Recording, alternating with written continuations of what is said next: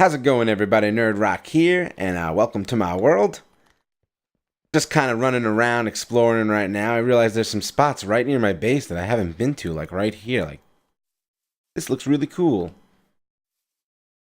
there a cave I haven't been in? Oh, that's perfect. That's perfect. I haven't gotten a tremendous amount of things done on the base, but I did get one big thing done, and that is the Ender Farm. But again, it's not an XP farm. It's just for the Ender Pearls. I'm considering possibly down the line making an Enderman XP farm, but right now, I don't feel like I really need it, honestly. Like, I never need XP. Like, right now I'm at 1, but, like, it's really not a problem getting back up. You know, breed some animals, go mining for a little while. It's really not a problem. Yeah, this is a really cool area, isn't it? Let me get the zombie. Boom.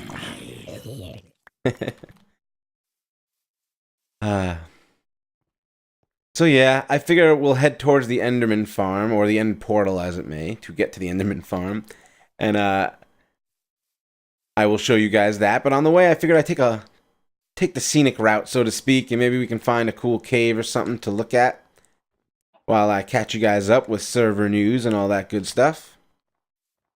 So, PvP is now enabled on the server, and we had a bit of lag issues lately, and I'm not really sure still really what caused it, but basically I changed a couple of things about the way the plugin about the way some of the plugins work in the back end of the server. I was speaking with our host, so they gave me some advice on what to do, and it seems to have made things a bit better, so that's fixed. The other thing that's going on is I've officially now purchased the server that the zombie server is going to be running on. And you should hopefully see a video about that one soon. See, I'm kind of doing this thing with the zombie server where I keep putting it off. And I think it's because, honestly, it's a very, very experimental server. And when people have asked me about it, you know, I ramble on and on about it because I'm really excited about it because I think it's going to be really cool. But, you know, I've learned from experience you never really know, and like I'm hoping there's nothing that I'm not thinking about right now that's gonna mess something up with the way I have the server set up. So I'm kind of just every day I'm kind of like looking at it, trying to see if I can think about anything that would be a loophole or a means for somebody to cheat or something. So I think that's the main reason why I keep putting off launching it. And this is a really cool cave, but I think I'm almost at the point where I'm going to be comfortable launching it, and hopefully when the time comes that I do launch it, if you guys do find any kind of problem with it, you will let me know immediately so I can fix it. Because yes, it's going to be very, very experimental. I can guarantee you there's no server out there like it. And unfortunately, I've confirmed this now. It's pretty much definite that the server is going to be running in 1.7. There's no way to do it any other way. The way it's set up is just... the thing with running servers is like the more plugins that you rely on for the core gameplay of the server, the more likelihood you're gonna have for some kind of problem if you need to upgrade or update. And with this server, everything works together in a way that there's just absolutely no way that I can run it in 1.8. There's no way. I know you see some servers running in 1.8 right now, and I'm gonna look into trying to get MC Good Times running in 1.8, but as of now, I'm not really sure it's worth the risk for us, because, you know, downgrading is really not a problem, and it's not like we're going to get any of the features anyway, so yeah. So hopefully we'll be seeing that zombie server soon. I mean, it's pretty much up to me at this point. Capern has done his part. He's done. Pretty much just up to me, and I don't have any more torches. Pretty much just up to me now to get the thing up and launched and going. I have made one decision, and the decision is going to be that there are not going to be any donor perks at all on the server. There's not going to be any donor shop of any kind, because I just don't want to deal with it on this one. You know, the truth of the matter is, I have a website set up to receive donations that isn't Buycraft, and I'll talk about that a little bit later in the episode, because I don't really want to make too big of a deal about it, because it really doesn't matter, and I don't expect anyone to give me too much, so it doesn't matter. But there won't be any kind of donor shop because I just don't want that to be the atmosphere of the server.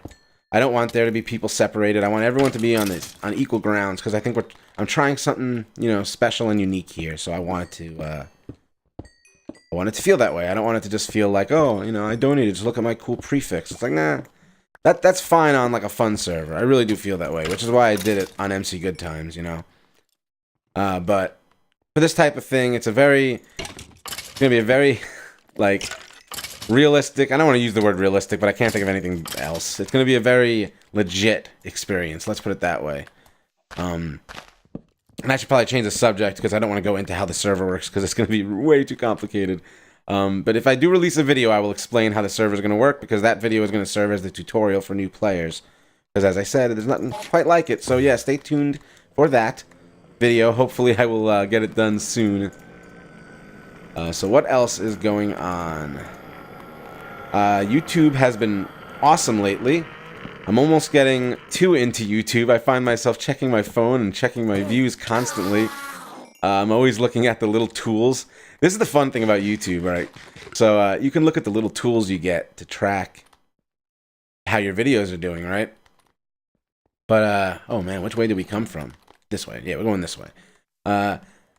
So, you know, you can use it for all kinds of things, but one of my favorites is audience retention, and that's where you find out how long people are actually watching your video. So, for example, of the 100% of you that will end up watching this video, at least 30% of you are already gone, and we're gone almost right away. So you find out interesting statistics like that. And basically by the, I'd say 15% into the video, there's only about 30% of you left, which is fine. It's cool. A lot of that could be people just clicking on the page, but it's an interesting statistic, and I'm going to tell you why I find that awesome. You can actually see, like, if certain parts of the video got watched more than others. So, if you guys are watching my channel, you see I have these salt videos up. And I have one episode called Fishing with Fruit, and that episode got a lot of views and a lot of watch time on it. And I was curious as to, you know, what was different about that one. And I realized, through looking at the audience retention, that there was a specific spot in that video where there was a big spike in where people were watching, as if people were rewinding or fast forwarding to that spot to watch it. And so I went to the video, saw where that spot was, and it was the exact moment in the video where I made the fishing rod. And I don't know, I found that so cool. I was like, wow, you know, that's why. So that was when I decided I was going to make a getting started tutorial for salt. And that video did pretty well, and it was really cool to be able to take that information that I gained from the YouTube analytics and actually apply it. Like, that was a lot of fun. So, like, kind of since then, I've kind of just been really, like, proactive about the channel, and I've noticed that I've actually slowed down the video production, but I think it's because I don't know if it's the right thing to do to just churn out videos. You know, I don't want to get burnt out on it, and I want to make sure I'm having fun, and I also don't want to have a million different series. So, like, right now, there's the MC Good Times series, which I haven't done in a long time. There's this series.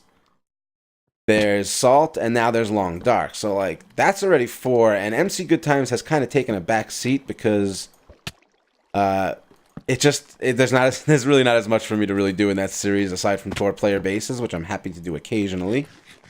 But I think 2 of those episodes a week is going to get old. So yeah, I just kind of slowed down the making of videos, and I think it feels better. But I want to produce a little bit more than I'm doing now. So I don't know, so maybe somewhere in between, a happy medium, if you will. Oh no! Oh, that was really dumb. Oh, man. Oh, did I spawn an Endermite? I hate these things. These are the worst addition to the game ever. I'm sorry. They're just terrible. All right. So what else is going on? You may have noticed I've actually, with the exception of that. Oh, and if you haven't seen it, the Tea Party Simulator video is really good. One of my favorites, at least, that I've made. But yeah, if with the exception of that video, if you've been noticing on my channel, I really don't edit my videos as much. And I find the whole experience a lot more enjoyable if I just keep it in my head that I'm not going to plan on editing anything out. And what's weird is I actually enjoy video editing, so it's not because I don't want to do that. It's because the actual process of making the video just feels more I don't know, it feels more personal if I'm not just chopping up the video left and right. And I know for some people they like that quick, instant, like gratification type video. And I know I do too. I like a lot of the YouTubers that do that stuff, and I'll still do some of it because I don't think for certain things it works. But I don't know. I feel like when I make YouTube, I want to connect with people, so I want to just have like an ongoing conversation with you guys, and I don't really want to chop it up too much unless a spot gets really boring. So that's going to be the new way I kind of do things, and then because of that, I've actually kind of gravitated towards games that allow me to kind of just talk to you guys for a little while as I walk around. Because part of me kind of thinks, ultimately what Let's Plays are is like watching somebody play a video game is kind of almost getting to know them, Like, I know, like, I grew up playing video games with friends, like, in the same room, right? So, like, YouTube's kind of like that. Like, we're getting to know each other through you guys watching me play video games. And I think that's kind of awesome. And of course, a lot of you guys watching, I know you all have channels too, and I watch all of yours as well. At least I make an effort to. In fact, one of the guys from Good Times, you probably know him, PJ, or we call him Pidge. He has a new channel, and I've been enjoying his videos so far a lot. So you should definitely check him out. I have him on the little sidebar on the channel that says recommended channels. So yeah, go check him out. Pidge Plays Games. Yeah, he's got a great channel. We got to find... There it is. Nice. The end portal. There are so many pigs just roaming around aimlessly in this world. I actually like it that way, though. I don't like having like a world with nothing alive in it. So, because of that, you saw last episode, I got the little bunny hopping around in the base. Oh, this is not where the end portal is. Dun dun dun. Okay. A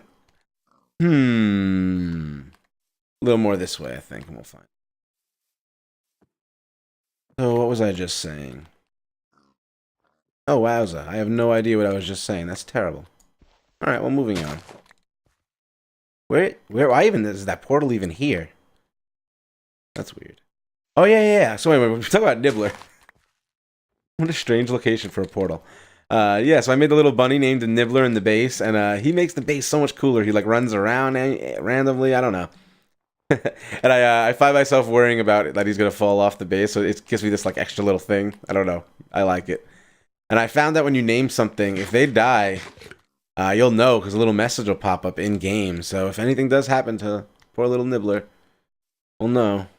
And I will be very sad. I'll show you before the episode ends. I made him a little chilling spot. Alright, well, I'm going to find where the end is, and then I'm going to show you guys the work I did over there, and meet you guys there. And here we are in the end, and I'm going to show you how this works, and I'll explain to you some of the flaws in this design, but it was really, really simple to make, so I'm still using it anyway. So one of the big flaws, obviously, as you can see, is that at some point, some of the Endermen that fall from the top are going to teleport and just kind of hang out down there. Thing is, as far as I can tell, it hasn't really caused any kind of problem with this. And you can see that the Endermen continue to fall. And I'm going to just show you why I go all the way up here. Thing is, you can see I covered the whole end with water, right? So I'm not really sure I even need this. I'm probably going to get rid of it. But basically, by climbing up here, I could show you how this thing works. But I made a little, like, room up there to, like, limit the amount of spawn spaces. But I think I've covered the end with water pretty well, that there aren't many. So let me try to show you how this works. So under here is basically a hopper timer. And it's just being used to, I think there's 2 items in there. That's the timing it's going through. Let me see if I can... Okay. So you got 2 hoppers facing each other and these comparators, and there's just 2 items in it, like that. Hold on, let me lower these sounds. Hold on a second. We'll just do this for now. Yeah, so what happens is the floor moves back and forth quickly, and any Endermen that are here will fall, and they're not going to spawn now because I'm so close. But, again, another flaw with this is they can teleport up to this area. But for whatever reason, I'll let this thing run and I will go watch like a YouTube video or something in the background, and let me put the sound back on. And yeah, I mean, I'll come back to just a ton of ender pearls, and that leads me. We're not gonna even bother going up there. That leads me to the final part of this design, and this is the part that I really, really like, because every time I've made an ender farm, you're always left with all these ender pearls, right? Which in this case, that's really all I wanted. But you're always left with all these ender pearls, and you gotta like manually carry them back to the base. So I came up with this idea, which I'm sure has been done a billion times. I don't think I came up with it alone, but I haven't seen. I think Etho was running some sort of pearl transport thing. Now that I think about it, but on he's still out in the middle of blackness. I kept it here, so it was really, really easy to transport the pearls this way. So let me show you how this works. And Enderman being noisy and dying. So you can see, like, there's no problem that these Endermen are down here. Like, we still get more spawns, so. Basically, you got this minecart going around. It's a minecart hopper. And, you're probably thinking I wasted these powered rails like this. And, I'm sure I did. But I've learned something when I made a gold farm once in this design, which I still haven't shown you guys. But, when, this thing starts filling up. Sorry. When that starts filling up, it actually takes more powered rails to push it. So rather than having to worry about it, I had the gold. I just made it all powered rails. It was just easier. So basically, this thing fills up with ender pearls. It goes back and forth. And once it stops here, I'm just going to show you what happens. You'll be able to hear it, hopefully. You throw it'll take the ender pearls out of the hopper minecart, and you'll hear. What is that? That is these hoppers. Whoops. These hoppers are leading those ender pearls into this, which will then spit it out into the end portal. And that is my favorite part of this design. Now I'm ender pearl-less. That is my favorite thing about how I have this set up, is the ender pearls will. I don't really know why I have this chest here. The ender pearls will automatically end up in the overworld right next to my base for me. So I'm going to show you where they end up in a minute. And now you can see the minecart is actually filling it up. So if I wanted to grab one, I think I lost it already. That's okay. So yeah, you heard it. It's transporting all the pearls from here to the overworld, and I'll show you what happens. And really, really happy with this. And it wouldn't be too hard to eventually make a vertical Enderman XP farm. Really wouldn't be a problem at all. So we might do that one day when it's snowing. You can see here's little Nibbler's living quarters. And what's cool, and I don't know if you guys know this, but rabbits will actually, the bunnies will eat the carrot eventually. So whenever I see that it's missing, I just kind of put the carrot back. And then the little bunny's got his food, you know, I can feed him, it's cool. Speaking of which, I wonder where he is. Let's go check up on little Nibbler. I think I see him. Oh, he's hanging out with the piggies. Hey Nibbler. How's it going, man? He's awesome. Okay. Oh man. That's the only thing about a sky base in this biome versus like a desert, is that this snow. Alright, let's go. Whoops. Whoa. Oh no. Alright, let me just show you what I'm talking about, and then we will write our journal entry. Boom. Oh, and it's raining. That's terrible. So, oh wow, I think we're full. Look at that, that's awesome. Yeah, so this is where they end up, and they just will fill up, and you can see I'm swimming in them. Oh man, I want to like take the stuff with me. I don't really need any of this, so I want the string. Let's keep that. And then this stuff's important. Anyway, yeah, so you can see this is where the pearls end up transported to. And man, we're just like swimming in pearls now. And I don't have to lift a finger. Like, how cool is that? They're just all here. You know what? I think we need a screenshot. Am I wrong? Well, that's not very cool. Hold on, how about like this?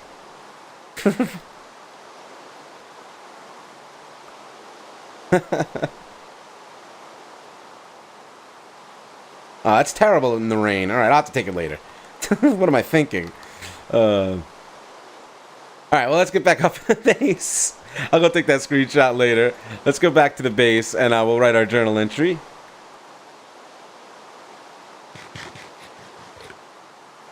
Yeah, we'll just leave all that junk. I don't need it. Hey guys, something weird is going on here. I just came back, and I think the ice farm's all messed up. It is. And this is the second time I've seen this. I thought it was a fluke last time. This happens when I go to the end. So I think this has something to do with, this thing getting triggered while we're in the end because the chunks are loading. It's gotta have something to do with that, because it's the only time it ever happens. Well, I'm gonna have to really, check. This never happened till I built this thing. Well, I'm gonna have to fix that later, but we'll have to keep our eye on that and see what the deal is, because I was planning on showing you guys a tutorial for that design, but if there's a problem with it, I'm gonna have to fix it. But I'm pretty confident that's a that's a side effect of the actual end portal itself. Oh, look at him go! He's gonna play with the villager. Yeah, I think that's a side effect of the actual ender pearls like spawning into the spawn here, because it's the second time I've seen it. The only other time it's happened, so both times I was in the end. Weird. We're gonna use the wheat as an ender pearl thing right now. But yeah, hopefully by next episode I'll have some sort of thing rigged up to bring the ender pearls here automatically and all the way up here. If you guys know any cool methods, the only other method I know is the like the vertical item elevator. Let's look out into the distance with Nibbler over here. The vertical item elevator is the one I know, so that's probably what we'll end up using. Either that or some kind of minecart system. I really like using the minecart, so maybe we'll go with that. Now I'm going to figure out what the problem with this is. I'm guessing I can fix this by having some sort of like on-off switch. I'll just disable it if I go to the end, and that'll solve that problem. Like, I have enough pearls, I'm not going to have to go back to the end in a really long time, so... that's why I didn't really bother prettying up the end. I don't really plan on spending too much time there, you know. I just want these guys. That's right. Alright, so... let's write our journal entry here. We got a book. Man, I'm so unprepared, you know? Terrible. I always do that. Gimme. Alright. Yoink, yoink, yoink. A book. Yes. Yes, this is a book. Here we go. Alright, now how do we do the last one? I gotta remember how I did it. This is episode 6. Alright, so we're on episode 7. Episode 7. This is gonna be an interesting journal entry, guys. Today, I wandered aimlessly. It was kind of aimlessly.